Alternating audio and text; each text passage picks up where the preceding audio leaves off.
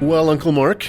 Yes, Uncle Doug. It kind of dilutes the comedic bit when we can't we can't pretend that two of us don't know what the other one's going to talk about since there's only two of us. So that's right. Well, and not having Dan, who never knows what we're going to talk about, I feel like that's the secret of the three-way bit, right? But right. So, but anyway, let's launch into what I want to talk about today. Okay.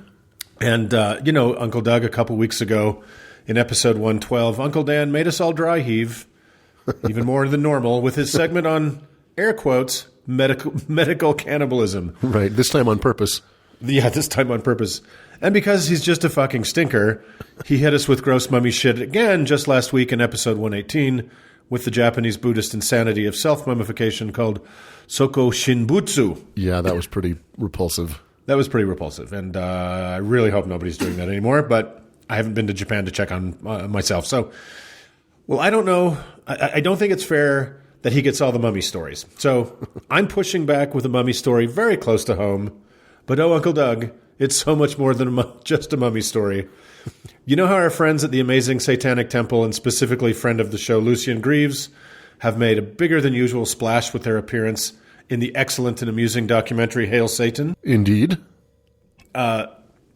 People, if you haven't seen it, treat yourself and do see it. It's really great. Yeah, the Satanic Temple are First Amendment heroes, and they're on the side of the angels.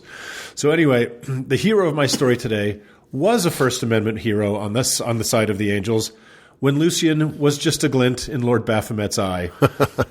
and he doesn't get the respect he deserves for his cheeky monkey wrenching of Christian supremacy, so today I want to give it to him. Yeah, he's really the OG, isn't he? He is. He's definitely... there's probably more, but he's just a local hero of sorts. So who is this odd, improbable, but proudly homegrown Utah hero / wonderful weirdo? He was born Claude Rex Newell in 1944, then Corky King for a few years because his stepdad wanted that, then back to Claude Rex Newell until finally becoming Summum Bonum Amun Ra in the portentous year on Spaceship Earth of 1980. But his friends and even your humble narrator, myself, called him Corky Ra. Yeah. So Corky grew up in a little-known church called Mormonism, as pretty much all of us did here behind the Zion Curtain in Utah. And he served an LDS mission and even attended BYU. By the late 1960s, he was married with children, working in construction project management, and living what was by all outward appearances a very happy Mormon family life in a wealthy suburb of Salt Lake called Olympus Cove. Yeah, very wealthy. Yep, not far from here. Mm-hmm. But Corky was stressed out and feeling out of whack. So he'd come home from long days at work and seclude himself in his den. Putting a towel over his head, Corky would close his eyes and breathe deeply, calming himself by emptying his mind and focusing on his breathing. Corky was soon horrified to learn that what he'd been doing was called meditation, a godless heathen practice of the inferior races of the East, according to Corky's Mormon beliefs anyway. So here lied the road to demons, incense, gongs, and ruin. But our brave hero persisted, as it was all that worked to relieve his considerable stresses. His very Mormon wife said, "Fuck that shit," and left with the kids, making Corky dive further into his calming explorations. And on the night of October 29th, 1975, our unassuming project manager suddenly found his consciousness standing in front of a giant pyramid somewhere in the astral plane. Next to it was some kind of flying saucer. He willed himself to pass through its walls. Yeah, of course there was. Wait a minute. What do they need all that parking if it's not for a flying saucer? So he willed himself to pass through its wall and found himself in the presence of higher beings he called Summa. They force-pushed some super-lit info into his big brain about life, the universe, and everything, then dumped him back on his couch in his bachelor pad in Sugar House without even so much as the classic anal probe, thank you very much. So Corky went back to the flying saucer on the regular, and before long, he did what any of history's great prophets did at this point on their journeys. He went to the Internal Revenue Service to register his prophetic externalization as a 501c3 tax-exempt nonprofit. So he says, we called ourselves a philosophy, but the IRS called us a church. So A church they became, and a non-profit one to boot, which you may detect will become a theme on today's show. Yeah, no doubt. In addition to meditation and trans-dimensional day tripping, Corky and his flock are really into the whole Egyptian pantheon, which explains at least a small part of the name Corky legally adopted soon after founding his church, Summum Bonum Amun-Ra, that part being the Amun-Ra part. Keen listeners or any practicing Egyptian pantheists will know that Amun-Ra is the union of two ancient Egyptian sun gods into a single god of the sun, the king or pharaoh, if you will, of the Egyptian pantheon. Yeah. The other part of the name is certainly interesting as well, Summum Bonum being Latin for the highest good. And that's been a term in philosophy and ethics since Cicero. So Summum Bonum Amun-Ra, or highest good sun god, rose phoenix-like out of the humble husk of construction project manager Corky Newell. Go big or go home, Yeah, right. Ra famously probably never said. So Corky the sun god started a student group, sorry, that was hard to say, at the University of Utah and claimed to have had 20,000 members join up. Seems like a lot. At the time, that was probably like half the student body of the University of Utah. Exactly. Right? So it seems like a lot, but who knows? One member described becoming interested in the group when he found a Summum business card on his windshield after coming out of seeing Close Encounters of the Third Kind, because of course. Yeah. So time goes by, and eventually Corky, the highest good sun god, found his footing on an unassuming piece of freeway-adjacent property off of 9th South and 7th West, right here in Salt Lake City, where he erected his glorious 26-foot-high pyramid, complete with anodized aluminum siding and a super cool door hinged at the top so he could open it with a garage door opener. And it is still there today for all to see, as is Corky. More on that in a bit. Yeah, and I love that door. It's so spaceship. It's fantastic. It's perfect. So cool pyramids, Ra, Horus, Set, all great stuff. But what do the Summum actually believe? I'm glad you asked, Uncle Doug. Why not let them tell us what they believe via their 7 amazing aphorisms? So, number 1, in all caps, Summum is mind, thought, the universe is a mental creation. Number 2, as above, so below. As below, so above. All right. Okay, that was a bit of a waste of one of your 7. You only got 7. Well, it's not even a full haiku, but anyway, it's number 3. Nothing rests. Everything moves. Everything vibrates. Number 4. Okay. Everything is dual. Everything has an opposing point. Everything has its pair of opposites. Like and unlike are the same. Opposites are identical in nature, but different in degree. Extremes bond. All truths are but partial truths. All paradoxes may be reconciled. A lot going on in number 4. Holy cow. A lot. Yeah. Number 5, everything flows out and in. Everything has its season. All things rise and fall. The pendulum swing expresses itself in everything. The measure of the swing to the right is the measure of the swing to the left. Rhythm compensates. Okay, 5's got a lot going on too. Okay. Number 6, every cause has its effect. Every effect has its cause. Everything happens according to law. Chance is just a name for law not recognized. There are many fields of causation, but nothing escapes the law of density. That's good. I'm really struggling to figure out what these people believe. Well, it doesn't matter. Number 7, this is also very problematic, but we're not going to bother too much with it. Number 7, gender is everything. Everything has its masculine and feminine principles. Gender manifests on all levels. Okay, there's plenty to talk about there, but what really matters is the origin of the Big 7 and what a doozy that is. You see, when a little-known figure from literature who went by the name Moses first came down from Mount Sinai, what he was carrying was these 7 aphorisms. This is true. Need bigger tablets. But the people he had led out of Egypt, spoiler, he hadn't, weren't ready for such impossibly difficult commandments such as above, so below, as below, so above.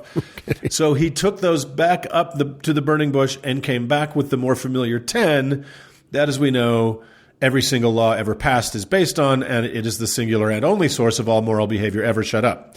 But silly as the idea of the 17 commandments may seem, it's going to become super important in the real world in just a tick. So, as every religion needs some sort of sacrament, Corky decided theirs was to be called nectar publications. What in the world is a nectar publication? It is a fluid to be imbibed by the seeker because it contains spiritual information causing the mind, spirit, and body to resonate.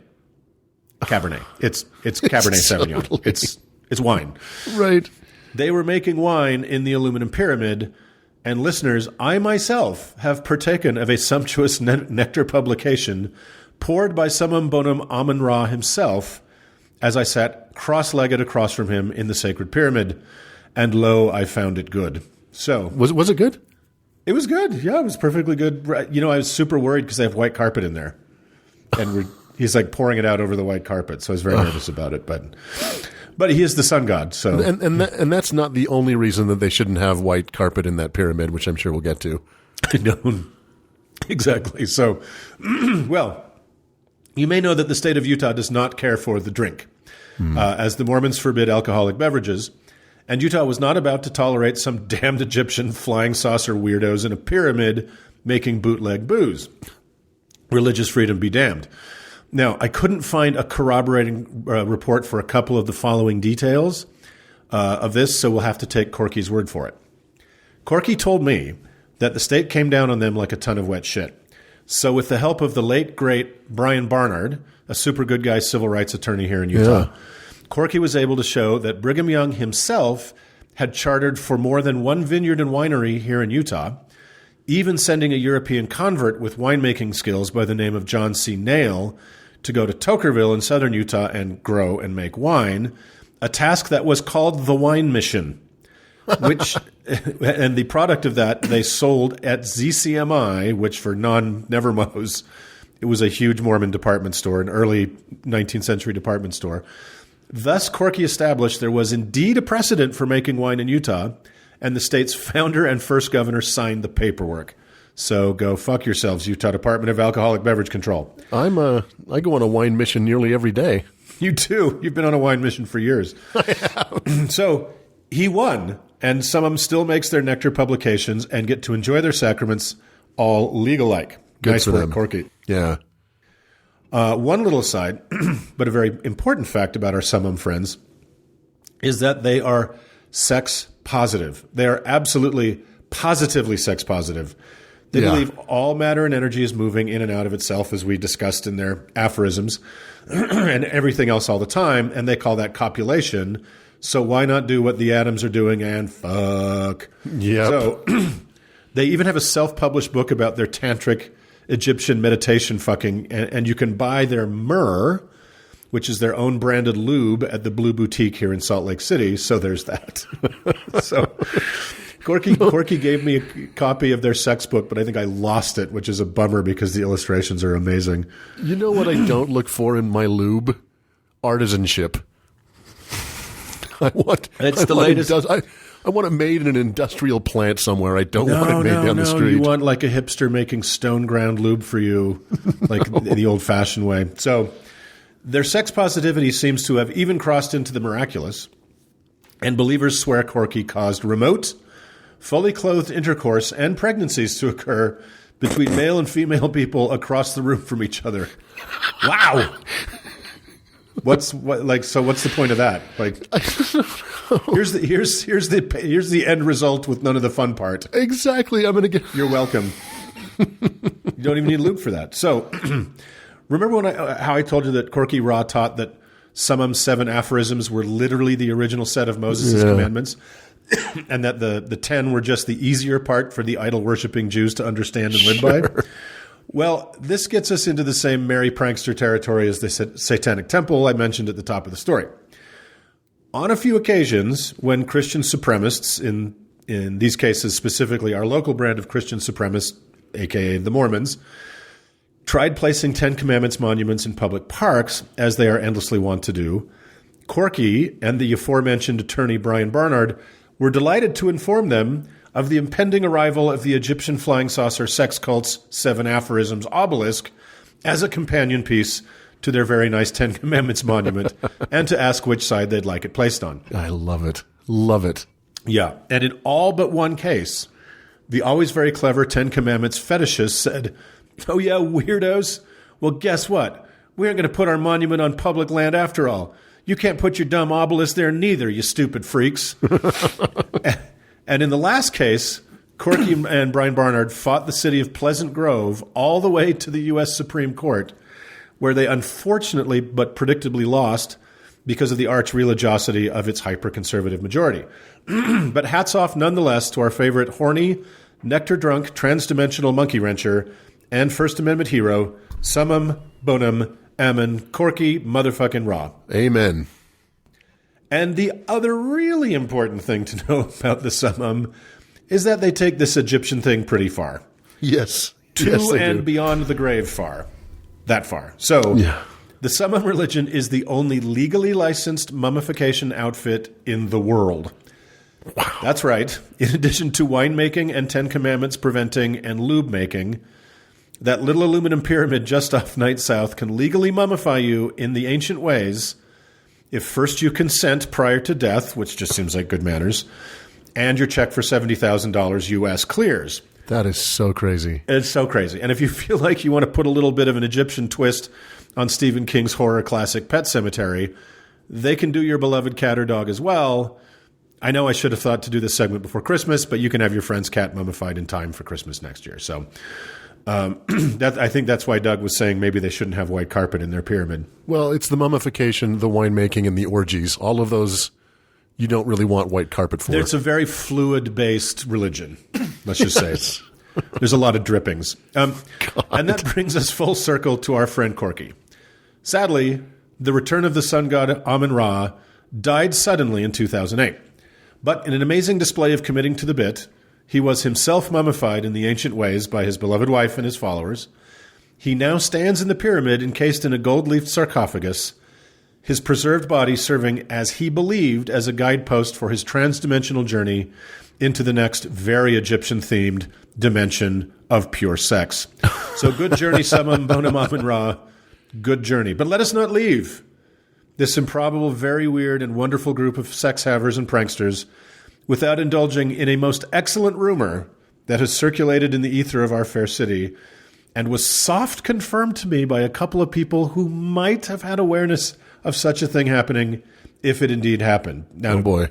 This is a bit irresponsible because it's a rumor, but it's so juicy and wonderful, and it just fits this thing like a glove. Why should we start telling the truth now?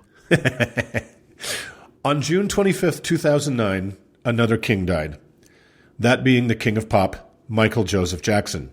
Oh, boy. The world was saddened, but not really shocked by the passing of this troubled superstar via his quack doctor wrongly administering the very powerful anesthetic propofol. Yet his public memorial, Jackson's public memorial, staged at the Staples Center in Los Angeles and broadcast worldwide, was not until 2 weeks later. Now, one could easily assume the body was being held by the medical examiner as it was a suspicious death and criminal charges would be brought. Right. But what if that wasn't the case? There's rumor of a late-night, very hush-hush private flight into Salt Lake City Airport and a van that met it to receive a large package. The rumor is that van went directly to the Summum compound on 9th South and 7th West. Am I inferring that Michael Jackson was mummified next to the 9th South Interstate I-15 overpass? Maybe.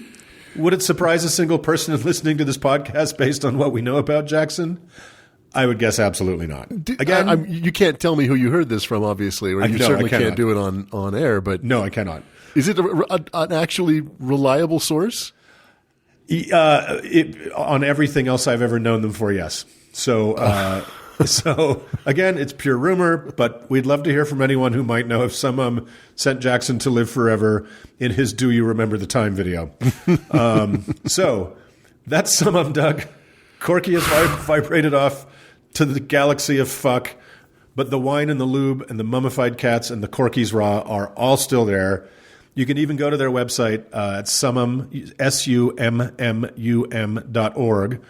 Or next time you're in a park anywhere in Utah other than Pleasant fucking Grove, yeah, you may have Corky to thank for it being free of a useless list of old scolds from Deuteronomy chiseled in stone. What a story, man. It's so strange. That's Utah, people. Yep.